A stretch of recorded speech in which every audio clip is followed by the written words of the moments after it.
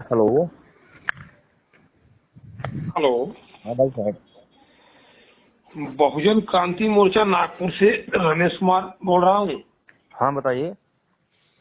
आप जो है विजय तिवारी जी बोल रहे हैं क्या? हाँ हाँ भैया, विजय तिवारी बोल रहा हूँ।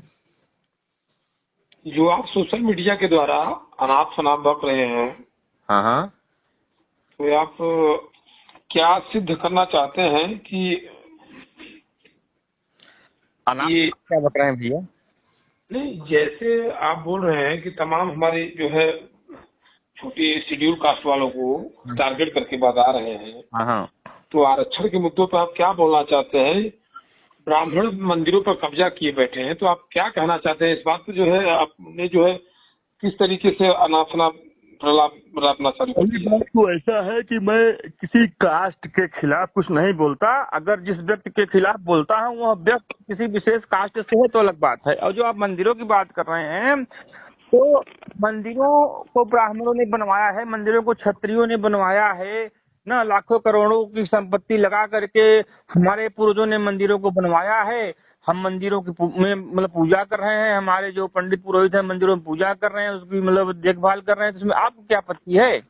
नहीं, हमारे पूर्वज जो है उसमें न मंदिर बनाए होते न पूजा पाठ करते। अरे तो मंदिर हमारे पूर्वजों ने बनाए हैं कि आपके पूर्वजों ने मंदिर बनाया है? तो वो बनाया किसने है? मंदिर बनवाया है आपने, तो बनाया तो हमारे पूर्वज ने है ना। अरे तो उसकी मजदूरी आपने नहीं लिया है? तो हमारा काम क्या मजदूरी का ही है? अरे भाई, जब आप मजदूरी का काम करेंगे तो मजदूर ही कहलाएंगे ना। जब मजदूरी करेंगे, बनाने का काम करेंगे तो मजदूर कहलाएंगे। आज मंदिरों से जितना पूजा भी पाठ दान, करने का काम करेंगे तो पंडित जी कहलाएंगे। तो पूजा पाठ को करने का हक केवल ब्राह्मणों का ही है। यह तो ब्राह्मणों ने कभी कहा नहीं, आप लोग समझ रहे हैं। ये आप लोगों की मानसिकता में मतलब साइमन कमीशन वालों ने घुसेड़ के रख दिया है, मुगलों ने घुसेड़ के रख दिया है। हमने तो कैसे कभी कहा नहीं। संत रविदास ने भी तो भगवान की पूजा की थी, तो क्या हमने कभी संत रविदास को बोला नहीं आप पूजा मत करिए? जैसे ब्राह्मणों को मंदिर मिल गया, हम्म। तो क्या उसमें देखिए, पुजारी? तो सुनो, पहले अपने दिमाग से ब्राह्मण विरोधी कीड़ा निकाल दीजिए, क्योंकि ब्राह्मणों का विरोध करके आप ब्राह्मण नहीं बन सकते हैं। अगर आपको ब्राह्मण बनना है तो भले आपको ब्राह्मणों की चरण वंदना करनी पड़ेगी, ब्राह्मणों की पूजा करनी पड़ेगी, ब्राह्मणत्व को समझना पड़ेगा, अपने जीवन शैली को, अपने आहार और विहार को सात्विक प्रवृत्ति से मतलब निर्वहन करना पड़ेगा। इसके बाद आप हमसे बात करने के लेवल में आएंगे। क्योंकि देखिए, बात व्यवहार जो मतलब रिश्ता होता है, संबंध होता है, बात व्यवहार होता है, वो बराबरी वालों में होता है। तो आप हमसे तभी बात कर सकते हैं जब आप हमारे लेवल, तो हमारे लेवल, आपका जो ब्रेन आईक्यू है, जो हमारे लेवल का आपका ब्रेन आईक्यू हो जाएगा, तब आप हमसे बात करने के योग्य होंगे। किसी के ऊपर टीका टिप्पणी करने से आप महान नहीं होंगे, महान कर्म करने से आप महान हो सकते हैं। किसी के ऊपर संविधान संविधान संविधान सुनिए मेरी बात, अभी आप सुनिए। मंदिर वाली बात बोल रहे हैं, तो अगर हम कहते हैं हमारे पूर्वजों ने, ब्राह्मणों ने, ठाकुरों ने, वैश्यों ने लाखों करोड़ों अरबों खरबों की मतलब संपत्ति लगा कर मंदिर का निर्माण करवाया, मंदिर में पूजा पाठ कर रहे हैं, दान दक्षिणा ले दे रहे हैं, भंडारा करवा रहे हैं, तो इसमें आप क्या आपत्ति है? अगर हम कहते हैं, अगर आप भी हिंदू हिंदू चिल्ला रहे हैं तो आप भी मंदिर बनवाइए, आप भी लाखों करोड़ों की संपत्ति लगाइए, आप भी पूजा पाठ करिए, आप भी भंडारा करवाइए, आप भी सामूहिक विवाह करवाइए। आपका आपत्ति क्या है? संविधान ने हमको बराबर का हक दिया है, तो आप बांटने वाले कौन होते हैं? संविधान ने आपको बराबर हक दिया है? जी। ये आपने सपना किस दिन देख लिया?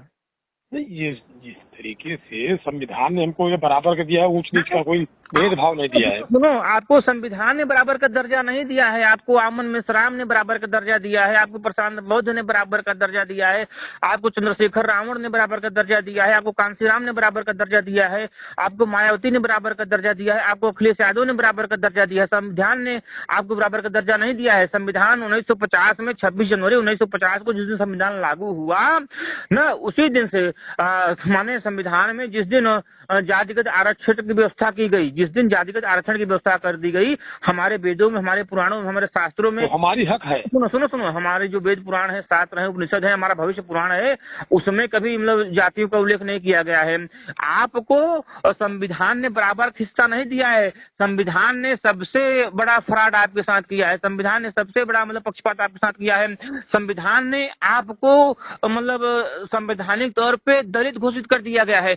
आप राष्ट्रपति के यहाँ पैदा हो जाएं, आप प्रधानमंत्री के यहाँ पैदा हो जाएं, आप मतलब आईएएस बन जाएं, पीसीएस बन जाएं, आप डीएम कलेक्टर बन जाएं, आप प्रधानमंत्री बन जाएं, मुख्यमंत्री बन जाएं, राष्ट्रपति बन जाएं, लेकिन फिर भी संविधान ने आपके ऊपर जो ठप्पा लगा दिया है ना, दलित का, छोटी जाति का, पिछड़ी जाति का, ये आप कभी धो नहीं सकते हैं।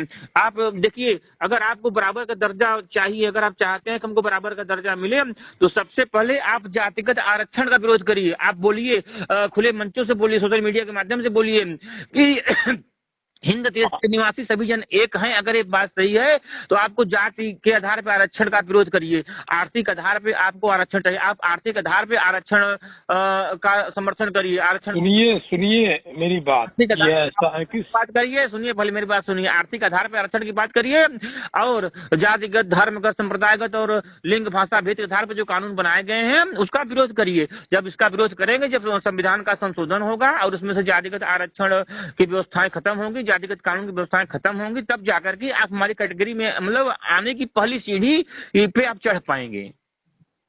ये कहना चाहते हैं कि जैसा आप बता रहे हैं कि हम लोग जो है पहले हम लोगों को पात में बैठाकर खाना खिलाया जाता था एक अलग भेदभाव से, और आज के दौर में आज भेदभाव नहीं कर रहे हैं और आज बफर सिस्टम खाना खिला रहे हैं। क्यों खिला रहे हैं?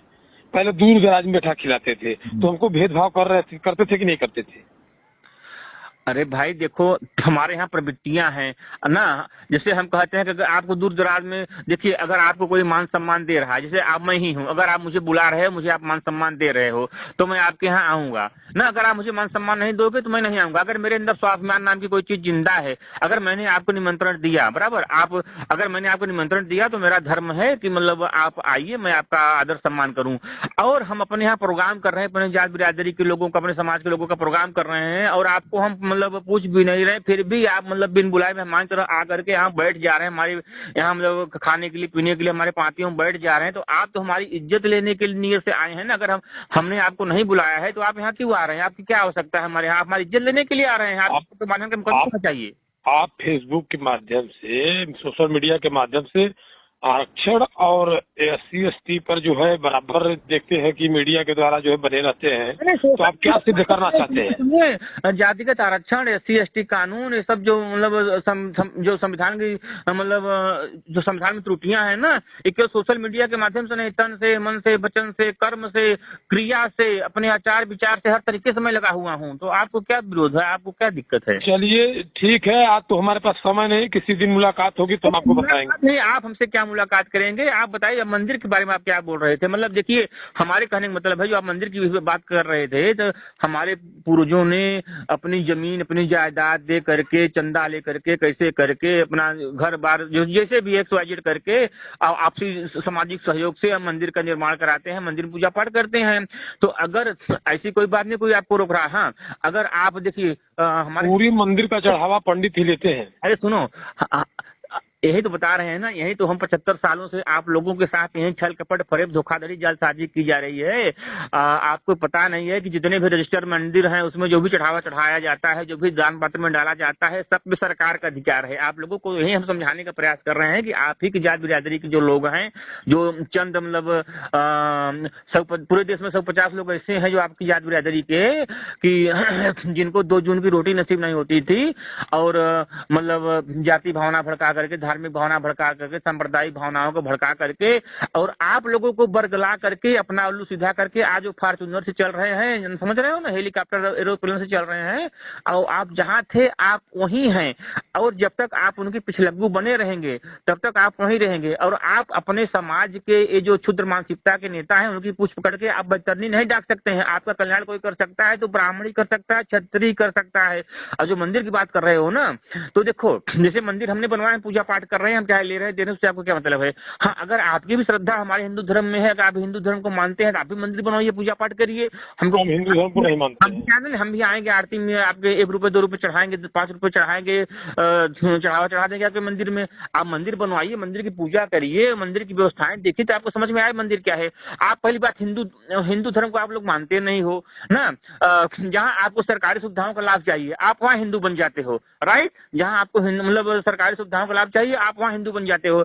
जहाँ कोई मठ में मंदिर में भंडारा हो रहा है ना, तो भंडारा में खाना खाने के लिए, लाने के लिए आप हिंदू बन जाते हो। बाकी समय में आप हिंदुओं को गाली देने का काम करते हो, ब्राह्मण को गाली देने का काम करते हो, किसको गाली दिया मैंने? करते हो, समझ रहे हो। आपके जो नेता है, जो वामन मिश्राम जो है, उसका नाम सुने हो आपका? नहीं, जो नेता है वो इस तरह। अरे तुमको मत बोलिए, हमारे वो नेता हैं। अरे हम बोलेंगे नहीं, हम मिलेंगे तो हम उसको बताएंगे वो नेता नहीं है वो ऐसे। वही तो समस्या है ना कि देखो, आप लोग गलत लाइन पकड़ लिए हो। वो नेता नहीं है, वो लोग देखो, वो मसीहा है हमारे। वो मसीहा नहीं वो कुछ नहीं है, कोई मसीहा नहीं है। देखिए, आप अपने मसीहा खुद हैं। अगर वो आपका मसीहा है, वामन मिश्राम अगर आपका मसीहा है, तो उसने आपके लिए क्या किया? कुछ किया आपके समाज में? आप हमारी आंखें खोली। सबसे बड़ा काम तो ये किया है, जो हमारे साथ धोखाधड़ी भरे हो रहा है हिंदुस्तान में, वो हमारी आंखें खोल रहा है। वो आपकी आंखें नहीं खोल रहा है, आपकी आंखों की पट्टी बांधने का काम कर रहा है। आपकी आंखें तो हम लोग खोलने का काम कर रहे हैं। हम आपको भाई भाई भाई भाई कर रहे हैं, आप हमको मतलब गाली दे रहे हो।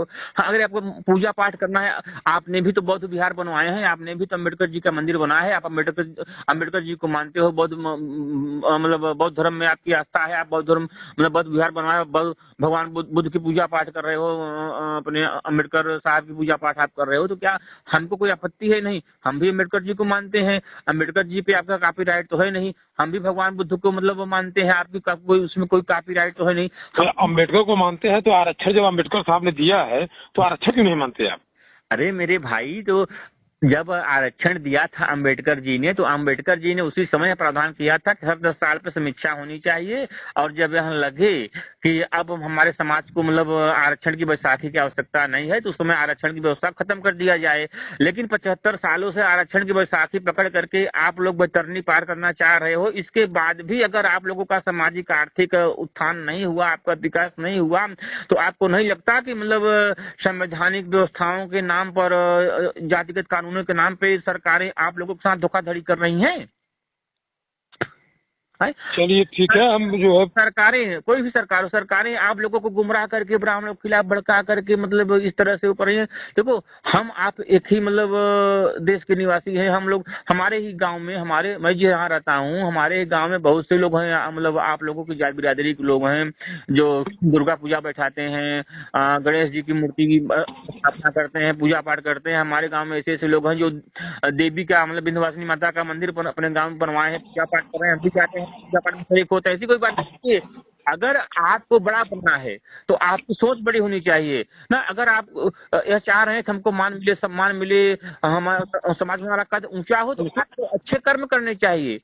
हम लोग अच्छे कर्म कर ही रहे, तभी तो बराबरी कर रहे हैं।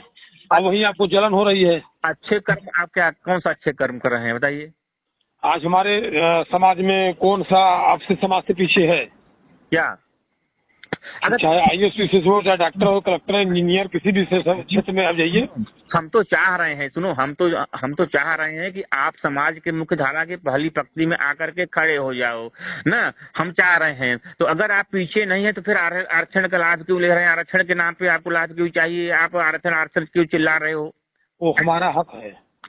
अरे कुछ हक नहीं है, आरक्षण किसी का मौलिक अधिकार नहीं है। ये बताइए आप, बस वही संविधान आरक्षण एससी एसटी, यही बाबा साहब कभी मतलब आप 14 अप्रैल को बाबा साहब को जन्मदिन है, आप जन्मदिन मनाते हैं बाबा साहब का?